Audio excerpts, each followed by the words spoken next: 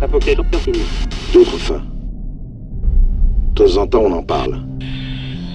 C'est quoi pour vous la fin du monde? Les scénarios qui conduisent à la fin de l'espèce humaine. La fin du monde, l'apocalypse. N'entrera en collision avec la Terre. Une guerre avec tous les pays. Une rupture énorme de la quotidienneté. La spirale du développement multiplie les pollutions. On est certain que la Terre, elle, s'arrêtera. Les princes et les rois eux-mêmes ont terriblement peur.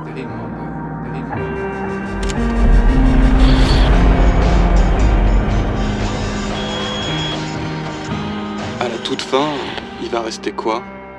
Maintenant que ça y est, c'est la fin du monde, il va rester quoi de tout ça? Sur ce champ de ruines, tout est mort, disparu, volatilisé.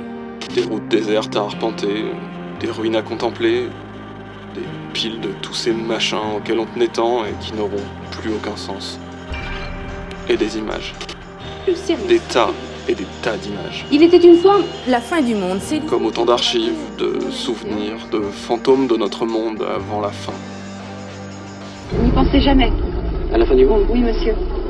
Ben, on n'y est pas encore pensé, non, mais...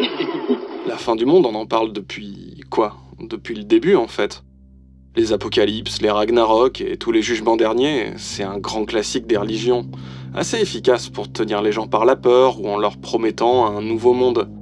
Au début du siècle, on venait encore toquer chez vous pour vous en causer. Nous sommes impatients de voir ce que le royaume apportera comme bienfait. Vous donnez comme objectif de vie que la fin du monde est proche. Bientôt, je sais pas quand, mais bientôt. Ça, je trouve ça vachement angoissant. La fin du monde, ou plutôt les fins du monde, puisque personne n'était d'accord là-dessus, on pouvait aller les chercher un petit peu partout, leur trouver des milliers de causes plus ou moins tirées par les cheveux, se fendre de savants calculs pour trouver une date précise. On s'est appuyé sur des prédictions cryptiques d'anciens astrologues et même d'autres, moins anciens. Quelque chose d'enflammé allait venir sur Paris. Tombant du ciel. Tombant du ciel, parce que les Gaulois ont toujours eu peur que le ciel leur tombe sur la tête, et c'était pour moi une prémonition. C'est fou ce qu'on pouvait interpréter de travers à partir d'un calendrier poussiéreux laissé là par des types disparus. On avait carrément une date. Je reprocherai au service de renseignement de ne pas avoir donné exactement la date de la fin du monde. Et puis même des lieux où les gens éclairés pouvaient aller se réfugier en masse. Vous voulez vraiment savoir ce qu'il y a dans cette montagne? Au fond, la fin du monde, c'était un rendez-vous et toujours repoussé. À moins que... C'est de l'autre monde. Et on va faire la fin du monde ici. Mais, quelque part, c'est vrai qu'il y en a qui ont eu droit à leur fin du monde. Les adeptes d'une secte, l'ordre du Temple solaire, se sont suicidés. L'enquête sur place... Même l'Empire Maya, tiens.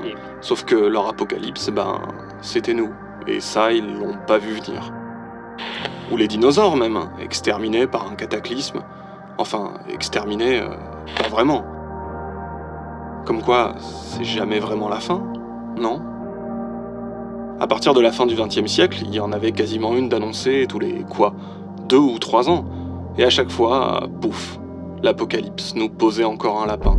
Alors les fidèles se dispersaient ou se trouvaient des bonnes excuses. Renaud Maric, spécialiste des sectes, a convié les survivants de l'apocalypse pour un bon apéritif. Et vous savez, les gens, pas besoin de leur trouver un vieux bouquin moisi des civilisations anciennes ou je sais pas quel jugement divin pour les faire flipper avec ça. Si ce n'était sérieux, on pourrait croire que c'est une blague. Les concepteurs d'ordinateurs n'ont pas prévu le passage à l'an 2000. Si rien n'est fait, d'ici le 31 décembre 1999, tout ce qui ressemble à un ordinateur sur la planète tombera en panne.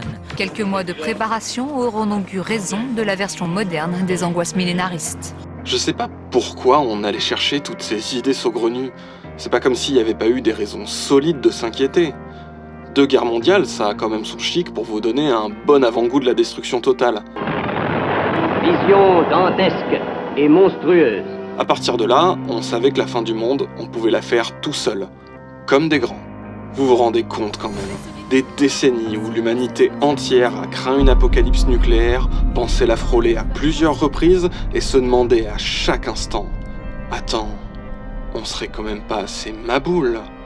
Et puis... L'événement que personne n'avait vraiment osé rêver, le mur de Berlin tombe. Il a bien fallu la fin d'un monde pour calmer les esprits.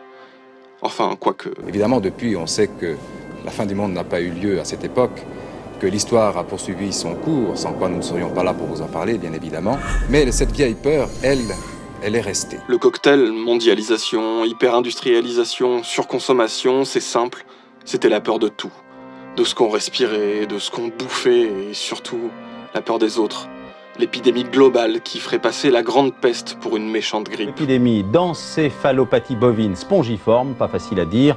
Ironie du sort, l'humanité a toujours gobé des tonnes de paranoïa farfelue, mais elle est restée perplexe quand c'est devenu réel.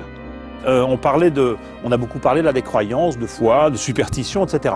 Mais on se rend compte que des scientifiques, et pas des moindres, commencent à réfléchir à ce que pourrait être la fin du monde. Comme si c'était plus facile d'imaginer l'apocalypse que, disons, le dérèglement climatique qui pouvait véritablement nous rayer de la carte.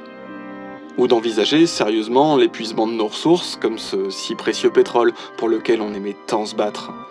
Comme si on était plus capable d'imaginer l'effondrement qu'un autre système économique. On préférait se préparer à la fin du monde plutôt que d'inventer des façons de l'empêcher. Je ne suis pas part d'une organisation paramilitaire, mais j'ai des armes, et j'ai des amis qui ont des armes. Chercher à y échapper, en fait, ça n'a jamais vraiment été notre truc. Ou alors, chacun pour soi, et après nous, le déluge. Alors Anita, je sais la question que vous allez me poser. Est-ce la fin du monde? Eh bien, c'est une très bonne question et je vous remercie de me l'avoir posée. Je sais pas, mais je pense jamais à la fin du monde. Je trouve que la vie est tellement belle qu'il faut penser à la fin. Ça arrangerait bien mes problèmes et mes soucis. Ça me libérerait de tout. Je ne veux pas partir la première, mais je ne veux pas rester la dernière. Surtout pas.